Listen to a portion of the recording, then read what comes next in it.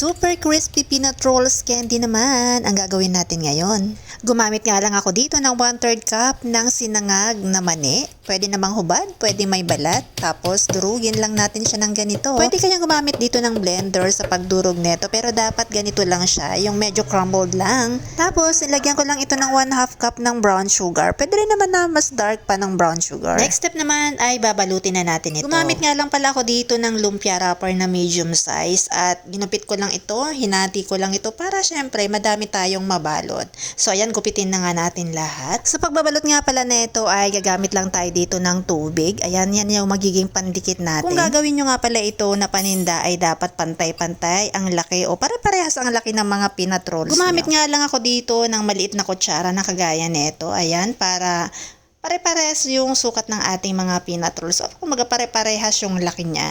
Ayan, so rolls lang ng kagaya niyan. Tapos tupi-tupi nyo, tapos dikitan nyo ng tubig. Ganyan din. Pero kung meron kayong mga measuring spoon na yung mga teaspoon, mga ganyan, nakagaya nito, ayan, pwede nyo po itong gamitin. So, para pare-parehas talaga yung laki ng mga peanut rolls nyo kung paninda nyo nga ito. So, ganun pa rin, same process pa rin hanggang sa mabalot nyo lahat ng yan. Pero konti lang naman tong, sample lang naman to. Pero kung gagawin nyo to as business, ayan, so, i-double nyo na lang, i-adjust nyo na lang yung mga ingredients nyo. So, and then, kapag yan nga, nabalot nyo na niya lahat ng inyong mga peanut rolls, ay syempre, next step naman ay ipiprito na natin ito. Dapat mainit na mainit yung mantika nyo. So, isasalang ko na to lahat. Total naman konti lang tong ginawa natin. So, ayan. So, halo-halo lang natin para pantay-pantay ang kulay. Kumbaga, hindi masusunog yung ilalim. Tapos, maglalagay tayo ng, sasaboy tayo, magsisprinkle tayo ng sugar. Yan. Tapos, halo. Ayan, para hindi masunog yung ilalim, tsaka para nga pantay. Tapos dapat niya natutunaw yung asukal. So ayan, maglalagay ulit tayo. So bali, all in all, ang nilagay ko dito na asukal ay 3 tablespoon.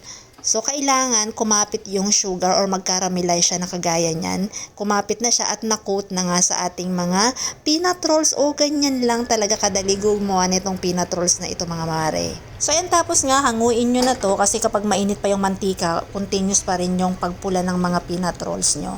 So, ayan, bali, antayin natin ito na lumamig kasi kapag lumamig na to ay talagang crispy-crispy na yan, mga mare. Huwag nyo nga palang kalimutan na patuluin nyo yung mga mantika na excess dyan kagaya niyan. O, ayan. Tapos kung maglalagay nga pala kayo ng toppings, dapat mainit pa yung nyo, yung mga peanut rolls nyo, maglagay na kayo ng toppings. So ito, naglagay lang ako dito ng sesame seed or linga.